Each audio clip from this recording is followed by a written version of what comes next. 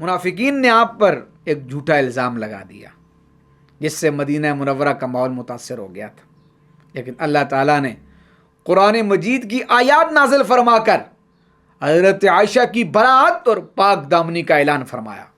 سورہ نور میں ارشاد ہوتا ہے کہ یہ الزام سراسر بہتان تھا۔ یہ واقعہ ہمیں یہ سکھاتا ہے کہ اللہ تعالیٰ اپنے نیک بندوں کی عزت کی حفاظت خود فرماتا ہے۔ بسم اللہ الرحمن الرحیم۔ السلام علیکم ورحمۃ اللہ وبرکاتہ۔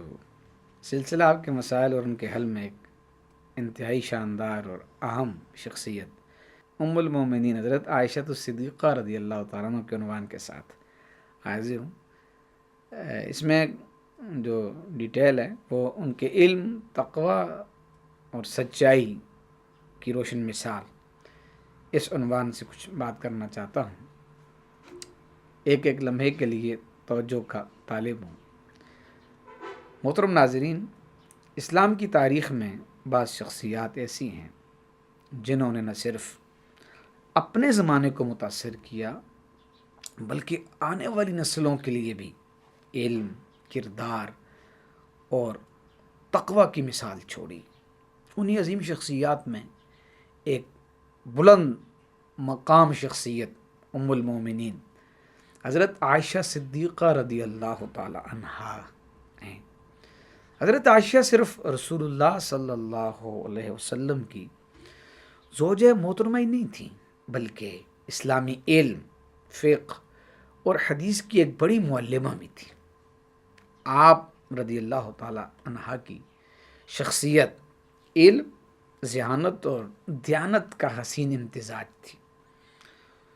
قرآن مجید میں اللہ تعالیٰ نے نبی کریم صلی اللہ علیہ وسلم کی ازواج کو خصوصی مقام دیتے ہوئے فرمایا، النبی اولیٰ بالمؤمنین من انفسہم وازواجہ امہاتہم، یعنی نبی مومنوں کے لیے ان کی جانوں سے بھی زیادہ قریب ہیں، اور نبی کی ازواج یعنی آپ کی ازواج مومنین کی مائیں ہیں، مومنین کی مائیں ہیں۔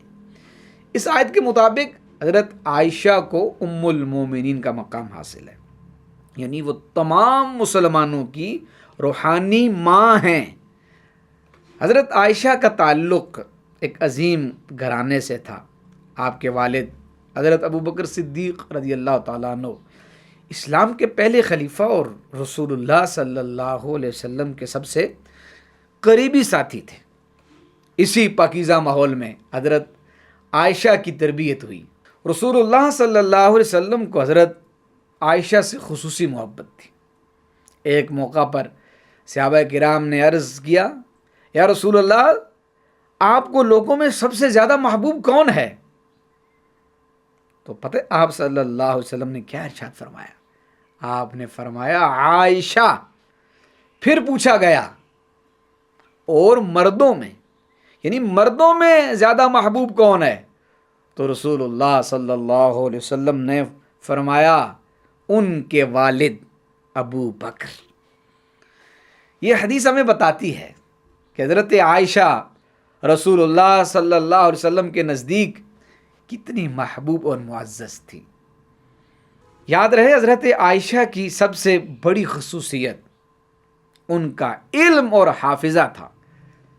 وہ اسلام کی ابتدائی تاریخ کی سب سے بڑی راویات میں شمار ہوتی ہیں۔ محدثین کے مطابق حضرت عائشہ سے 2000 سے زائد احادیث روایت کی گئی ہیں۔ آپ نہ صرف حدیث بیان کرتی تھیں بلکہ صحابہ کرام بھی مشکل مسائل میں آپ سے رہنمائی حاصل کرتے تھے۔ اسی لیے مشہور تابعی عروہ بن زبیر کہتے ہیں کہ میں نے قرآن، فقہ، طب اور شعر کے علم میں حضرت عائشہ سے بڑھ کر کسی کو نہیں دیکھا۔ یہ جملہ اس بات کا ثبوت ہے کہ حضرت عائشہ کا علمی مقام صرف دینی علوم تک محدود نہیں تھا بلکہ وہ مختلف علوم میں مہارت رکھتی تھیں۔ آئیے آگے چلتے ہیں۔ حضرت عائشہ کی زندگی کا ایک اہم واقعہ یا ایک اہم معاملہ عفق ہے۔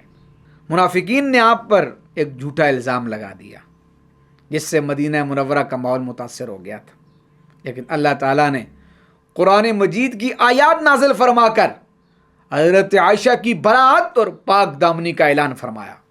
سورہ نور میں ارشاد ہوتا ہے کہ یہ الزام سراسر بہتان تھا۔ یہ واقعہ ہمیں یہ سکھاتا ہے کہ اللہ تعالیٰ اپنے نیک بندوں کی عزت کی حفاظت خود فرماتا ہے۔ مزید آگے بڑھتے ہیں کہ حضرت عائشہ کی شخصیت کا ایک اور پہلو ان کا زہد و تقویٰ تھا۔ اگرچہ وہ رسول اللہ صلی اللہ علیہ وسلم کے گھرانے سے تعلق رکھتی تھی، لیکن ان کی جو زندگی تھی وہ نہایت سادہ اور تقویٰ اور طہارت سے لبریز تھی۔ تاریخ میں آتا ہے کہ جب کبھی ان کے پاس مال آتا وہ اسے جلدی ضرورت مندوں میں تقسیم کر دیتی تھی۔ ایک روایت کے مطابق ایک دن ان کے پاس 1,00,000 درہم آئے، انہوں نے سارا دن وہ مال لوگوں میں تقسیم کر دیا اور شام تک ان کے پاس کچھ بھی باقی نہ رہا۔ ان کی خادمہ نے عرض کیا کہ اگر آپ 1 درہم بھی رکھ لیتی تو اس سے افطار کے لیے کچھ خرید لیا جاتا۔ حضرت عائشہ نے فرمایا اگر تم مجھے یاد دلاتی تو میں ایسا کر لیتی۔ یہ واقعہ ان کے ایثار اور سخاوت کی خوبصورت مثال ہے۔ یاد رہے رسول اللہ صلی اللہ علیہ وسلم کے وصال کے بعد بھی حضرت عائشہ نے امت کی تعلیم اور رہنمائی کا سلسلہ جاری رکھا۔ مدینہ منورہ میں ان کا گھر ایک طرح کا علمی مرکز بن گیا تھا، جہاں صحابہ اور تابعین مسائل پوچھنے کے لیے مسلسل آتے تھے۔ حضرت عائشہ کی زندگی ہمیں یہ سکھاتی ہے کہ علم، تقویٰ اور کردار ایک مومن کی اصل پہچان ہے۔ وہ خواتین کے لیے بھی ایک عظیم مثال ہے کہ اسلام نے عورت کو علم، بصیرت اور معاشرتی رہنمائی کا بلند مقام دیا ہے۔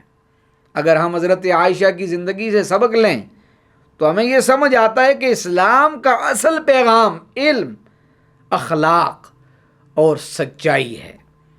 اللہ تعالیٰ ہمیں ام المومنین حضرت عائشہ الصدیقہ رضی اللہ عنہا کی سیرت سے رہنمائی لینے اور اپنی زندگیوں کو علم و تقویٰ سے آراستہ کرنے کی توفیق عطا فرمائے۔